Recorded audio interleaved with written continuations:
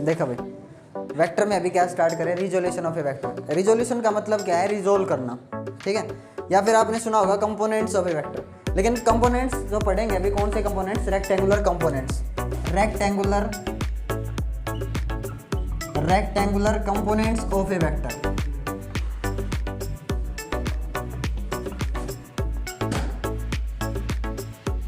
ठीक है भाई, रेक्टेंगुलर कंपोनेंट्स पढ़ेंगे।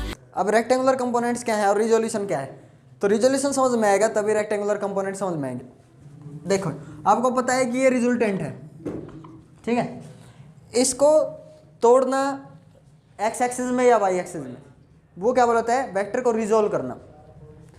अगर आप इसको जरूरी नहीं कि आप इसको एक्स एक्सिस या वाई एक्सिस में तोड़ो, मान लीजिए आपने इसको ऐसे तोड़ा, ये वेक्टर ए, ठीक है, और ये क्या है, ये वेक्टर बी, तो क्या अभी आपने एक्स एक्सिस और वाई एक्सिस में तोड़ा, नहीं। अगर आप वेक्टर रूल्स फॉलो करोगे, पैरेललोग्राम कंप्लीट करते हो, मान लीजिए parallelogram, law of vector addition आप अप्लाई करते हो पैरेललोग्राम में, ये देखो डायगोनल आपको क्या देता है, रिजल्टेंट। तो एक वेक्टर को आप कैसे भी तोड़ सकते हो, वो रिजोल्यूशन ऑफ ए वेक्टर है। एक वेक्टर को कैसे भी तोड़ा आपने, एक ये और ये देखो कितना एंगल है, 90 का अंतर थोड़ी ना इनमें, इसमें और इसमें कितने का अंतर है, 120 या 110 के करीब है, 90 से ज़्यादा है। तो कैसे भी तोड़ना वो बोला जाता है रिजोल्यूशन ऑफ ए वेक्टर। लेकिन रेक्टेंगुलर कंपोनेंट्स का मतलब क्या है, पहला जो तोड़ा आपने उसके 90 डिग्री पे तोड़ो दूसरे को। देखो ए और बी, इन दोनों का सम ए प्लस बी से क्या बना है, रिजल्टेंट, आया ना समझ में। और इसको आप तोड़ते हो तो यानी कि इस और इसका क्या है, ये सम ही तो है, ए और बी को जोड़ करके तो रिजल्टेंट बना है। तो इसको तोड़ दिया मैंने इन दो डायरेक्शंस में, दो वेक्टर्स में, ऐसा हो सकता है ना, तोड़ सकते हैं। और अगर रेक्टेंगुलर कंपोनेंट समझा जाए, रेक्टेंगुलर कंपोनेंट्स का मतलब ये क्या है, परपेंडिकुलर। ये देखिए मान लीजिए किसी ऑब्जेक्ट के ऊपर 5 न्यूटन फोर्स लग रहा है, 5 न्यूटन, ऐसे मैं निकालना चाहता हूँ कि एक्स एक्सिस में कितना फोर्स लग रहा है और वाई एक्सिस में कितना, एक्स एक्सिस में कितना और वाई डायरेक्शन में कितना, ये निकालना चाहता हूँ। तो क्या करें, हॉरिजॉन्टल के साथ कितना एंगल है इसका, थीटा। तो इसको इसके हेड पे जाएंगे और यहाँ परपेंडिकुलर ड्रॉ करेंगे। अब ये जो है ये वाला कंपोनेंट फोर्स का एक्स एक्सिस में तोड़ लिया। अब दूसरा जो कंपोनेंट तोड़ेंगे हम, वो इसके कितने एंगल पे होगा, 90 डिग्री पे। कितने एंगल पे होगा बेटा, 90 पे, दिख रहा है आपको। तो इसको क्या बोलते हैं हम, rectangular components of A vector. Rectangular components है ये रेक्टेंगुलर नहीं है। ये क्या बोला जाएगा, रिजोल्यूशन, ये भी रिजोल्यूशन है, लेकिन फर्क किस चीज़ का है, रेक्टेंगुलर कंपोनेंट्स का। देखेंगे अब इसको क्या लिखोगे, मान लीजिए फोर्स का वेक्टर है, फोर्स लग रहा है किसी ऑब्जेक्ट के ऊपर, तो ये वाला जो कंपोनेंट है इसको क्या लिख देंगे, थीटा के साथ वाला एफ कोस थीटा, और ये वाला कंपोनेंट क्या लिखा जाएगा, एफ साइन थीटा। लेकिन ऐसे कैसे लिख देंगे, वही चीज़ देखेंगे हम कि हॉरिजॉन्टल वाला एक्स एक्सिस में जो कंपोनेंट है वो एफ कोस थीटा है और दूसरा वाला साइन थीटा है।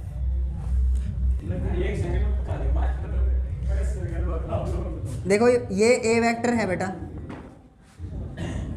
ये एक्स एक्सिस और ये रहा वाई एक्सिस, ठीक है भाई।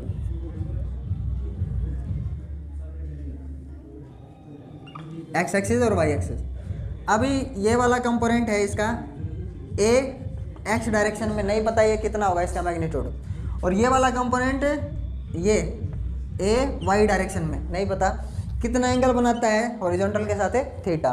तो एंगल भी निकाल देंगे इसका, क्योंकि ये मैंने आपको बताया, मान लीजिए कोई आदमी अपने घर से 5 किलोमीटर दूर है, तो एक्स डायरेक्शन का डिस्टेंस मान लीजिए कितना आ गया, 3, तो ये कितना होगा फिर 4, बताया था मैंने शुरू में आपको। एक्स डायरेक्शन में कितना चला, वाई डायरेक्शन में कितना चला, और इन दोनों का सम ही तो है ये ए वेक्टर, है ना। तो ए एक्स को आप कितना लिखोगे, ये वाला कंपोनेंट कितना है, ये वाला कंपोनेंट कितना है। और अगर रिजल्टेंट निकालना चाहोगे आप ए, तो ए क्या होगा, ए एक्स स्क्वायर प्लस में ए वाई स्क्वायर और उसका रूट, ए वेक्टर आ जाएगा कि नहीं। अगर टेन थीटा निकालना चाहो ये वाली डायरेक्शन, तो टेन थीटा क्या आ जाएगा बेटा, परपेंडिकुलर अपॉन में ये ए वाई है भाई, ये ए वाई इस ट्रायंगल में देखिए, तो परपेंडिकुलर अपॉन में बेस, डायरेक्शन आ जाएगी टेन थीटा, ठीक है। अब ए एक्स जो है इसका मैग्नीट्यूड कितना होगा, किस ट्रायंगल में देखिए, ओ पी एम मान लेते हैं, ओ पी एम ट्रायंगल में देखिए, in triangle O P M. तो साइन थीटा बताइए, साइन थीटा और कोस थीटा, कोस थीटा क्या होगा, कोस थीटा बताइए पहले। ये अगर थीटा है, कोस थीटा क्या होगा, बेस अपॉन में हाइपोटेनियस। तो ये रहा बेस अपॉन में हाइपोटेनियस क्या है, ए। तो बेटा ए एक्स वाला कंपोनेंट क्या होगा, ए कोस थीटा। यही चीज़ बताई थी मैंने आपको। फोर्स का एक्स डायरेक्शन वाला कंपोनेंट एफ कोस थीटा, समझ में आएगा। और वाई डायरेक्शन वाला कंपोनेंट क्या था, एफ साइन थीटा। तो अब देखिए साइन थीटा क्या होता है, परपेंडिकुलर अपॉन में हाइपोटेनियस। तो ए वाई क्या आ जाएगा, यानी कि वाई डायरेक्शन का कंपोनेंट क्या हो जाएगा, ए साइन थीटा। इसकी वैल्यू साइन थीटा डिसाइड करेगा और इसकी वैल्यू कोस थीटा। ठीक है समझ में। अगर एफ फोर्स होता है यहाँ पे, एफ फोर्स, तो ये वाला कंपोनेंट एफ कोस थीटा और ये वाला F sine theta. I hope आ गया होगा समझ में, आया। इसको बोलते हैं वेक्टर को रिजोल्व करना, वेक्टर को तोड़ना। Applications of resolution of A vector, भाई जरूर। Applications of resolution of A vector क्या है, देखिए भाई कहाँ कहाँ हम देखते हैं वेक्टर को कहाँ कहाँ रिजोल्व करना पड़ता है। मान लीजिए हम ग्राउंड पर चल रहे हैं, ध्यान से देखिए, ये ग्राउंड है और ग्राउंड पर युद्धवीर चल रहा है। तो चल रहा है तो क्या करेगा, ये पैर को ऐसे उठाते हैं ना हम और पीछे की तरफ धकेलते हैं। देखिए जो फोर्स लगता है पैर के कारण वो किसी एंगल पे लगता है भाई। ये अपना पैर है तो इसके कारण फोर्स लगेगा पैर के कारण, तो वो परपेंडिकुलर नहीं लगता ग्राउंड के ऊपर।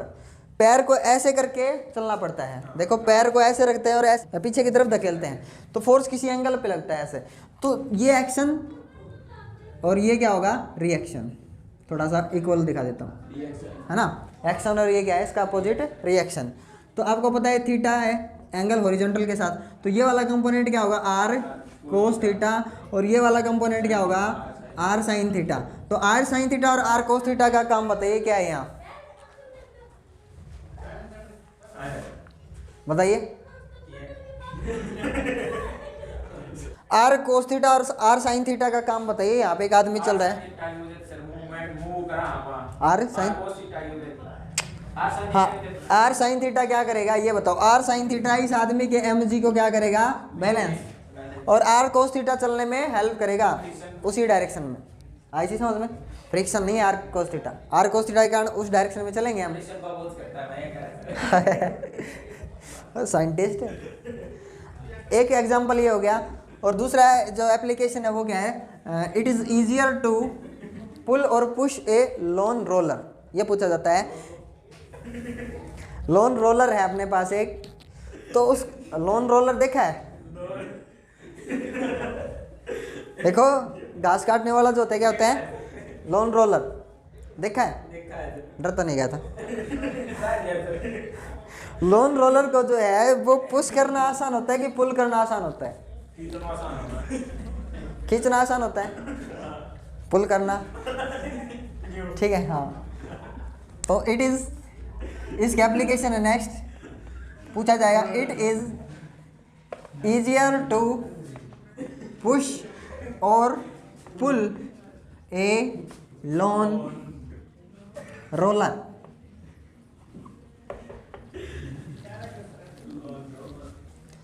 देखिए ये है अपना लॉन रोलर का टायर, जिसे घास काटते देखा होगा आपने, है ना। युद्धवीर का तो काम यही है। अब देखो इसका जो mg है, देखिए बेटा ध्यान से, अगर आप इसको पुल कर रहे हो या पुश कर रहे हो, सबसे पहले पुश वाला एग्जांपल देखिए। अगर आप इसको धकेल रहे हो, ठीक है, चलो मैं इसको थोड़ा सा इधर बनाता हूँ ताकि पुश और पुल एक साइड दोनों अलग अलग बन जाए।